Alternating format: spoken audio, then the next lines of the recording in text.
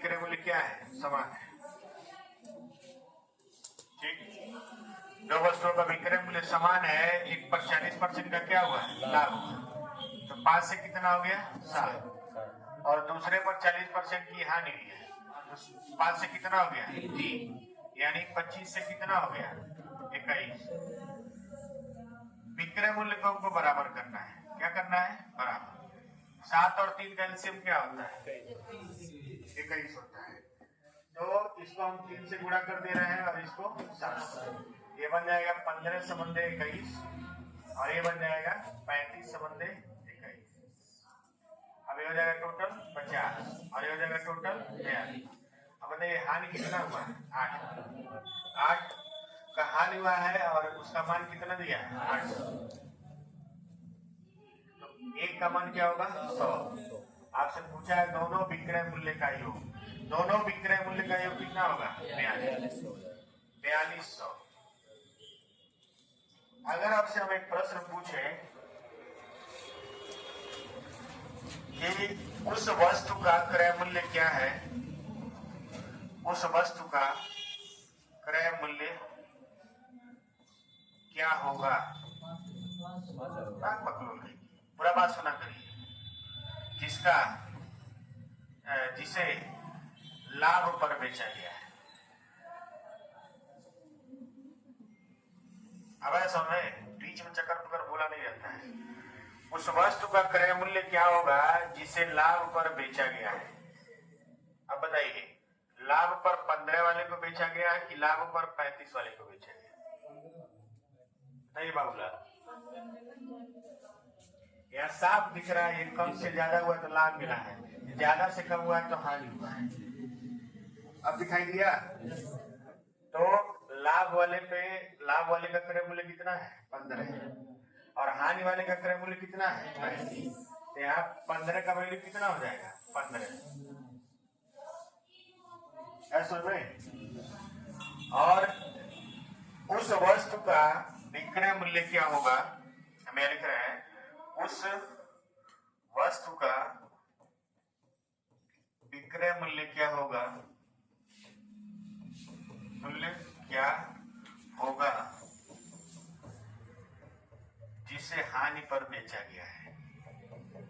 जिसे हानि पर बेचा गया है, बताइए। हानि पर किसको बेचा गया? पहले वाले को, दूसरे वाले को? दूसरे वाले। तो उसका विक्रय मूल्य कितना है? हालांकि दोनों का विक्रय मूल्य क्या है? समान है। तो 21 का वैल्यू कितना हो जाएगा? 21। बस जब आप एक चीज का वैल्यू निकाल लेंगे तो सबका वैल्यू निकाल लेंगे। इन दोनों प्रश्नों को लिख लीजिए। इसका प्रश्न हम बनवा के आगे दोनों टाइम खत्म हो जाएगा तो फिर से लगवाएंगे। अब इसी बार लगवाएंगे, नहीं कल ही लगवाएंगे। 3500 का सामान था, उसको 2100 में बेचा गया। 1500 का सामान था, उसको 2100 में बेचा गया। तो 5000 का सामान है और 4200 में बेचा गया। कितना हानि हुआ है? वही तो दिया हुआ है, वही दिया है ना? ठीक।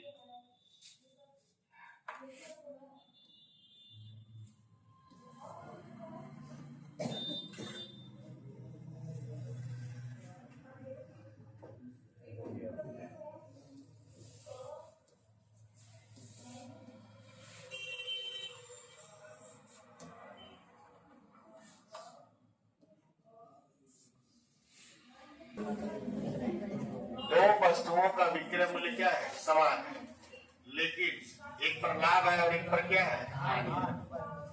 पीछे भी लाभ हानि था लेकिन बराबर था, इस बार लाभ हानि बराबर नहीं। और यही सवाल पेपर एसएससी वाले पेपर में लिखते हैं जी ना। पहले वाला जो टाइप था वो छोटे मोटे एग्जाम में आता है, ये वाला टाइप जो है एसएससी वाले भरभरा के दे रहे हैं और जीडी में भी ये सवाल लगा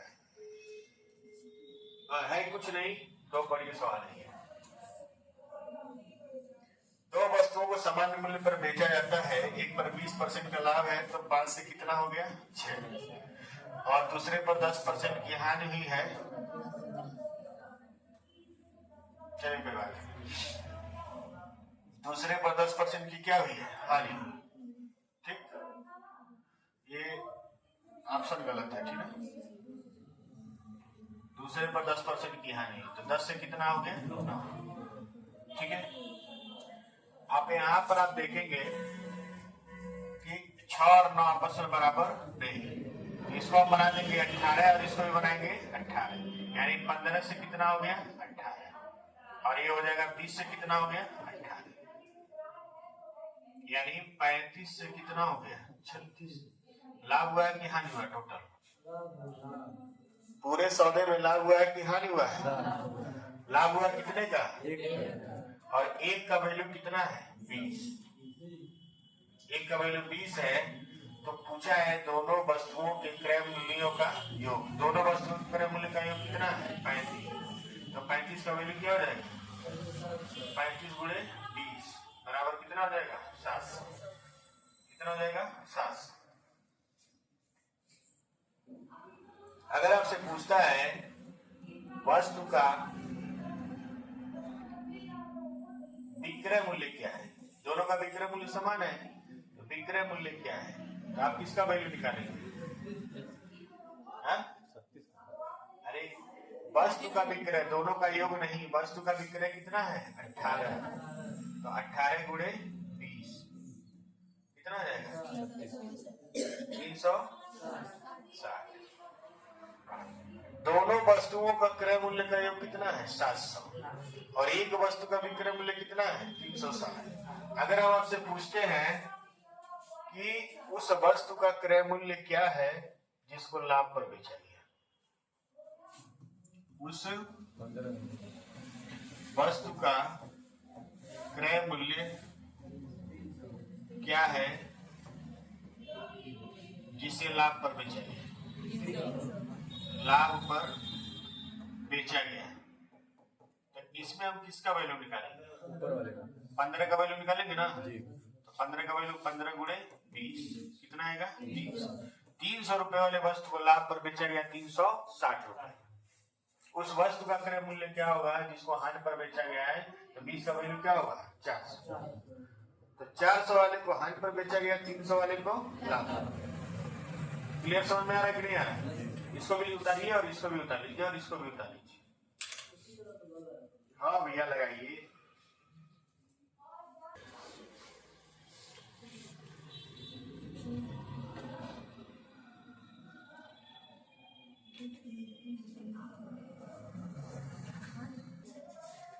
दो वस्तुओं का विक्रय मूल्य समान है, एक पर 10% का लाभ, दूसरे पर 30% की हानि। तो 10 से कितना हुआ है 11, और 10 से कितना हुआ है 7।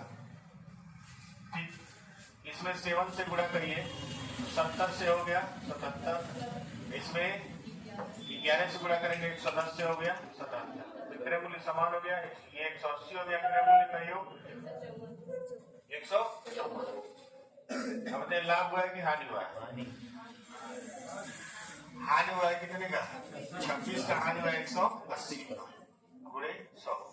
देखिए गुणा भाग तो करना पड़ेगा आपको, 260 बटे 18 130 बटा 9, 130 बटा 9, 9 एकम 9, 40 9 चौको 36, 14,44।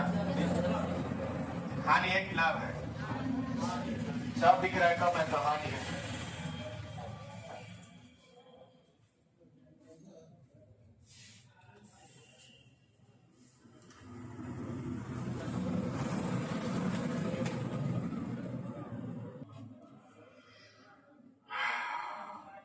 % का लाभ है, 5 से कितना हो गया 7, 20% की हानि है, 5 से कितना हो गया 4।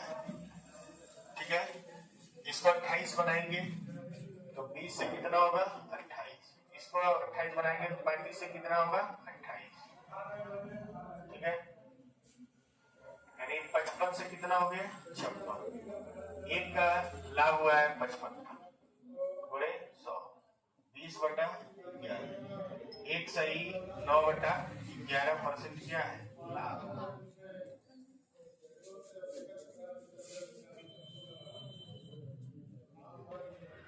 तो 12% का लाभ का मतलब क्या होता है 3/25, यानी 25 से कितना हो गया 18 और 8% की हानि हुई है, तो 25 से कितना हो गया? 23। अब विक्रय मूल्य समान करने के लिए इसको गुणा कर दीजिए किससे? 23 से, और इसको गुणा कर दीजिए 28। ठीक, 23 से गुणा करेंगे, 25 गुणे 23, 25 के 75, अब 25 गुना 50 57, 575 से हो जाएगा 644, और 28 से गुणा करेंगे 25 में, 25 अठे 200, 25 गुना 50 और 20 70, 700 से हो जाएगा 644, क्योंकि विक्रय मूल्य समान है। अब इसमें 5 7 1275 से हो गया 1288। बताइए लाभ हुआ है कि हानि हुआ है? 13 का लाभ हुआ है कितने पर? 1275 गुणे 100। 25 से काट दिए, 25 चौक को 100, 25 बचे 125, 25 से कम 25, 13 चौक को 52 बटे 51। अगर ये नीचे 52 होता तो एकदम कट के एक आ जाता, यानी ये एक से हल्का सा ज्यादा है। एक से हल्का सा ज्यादा कौन है? ठीक,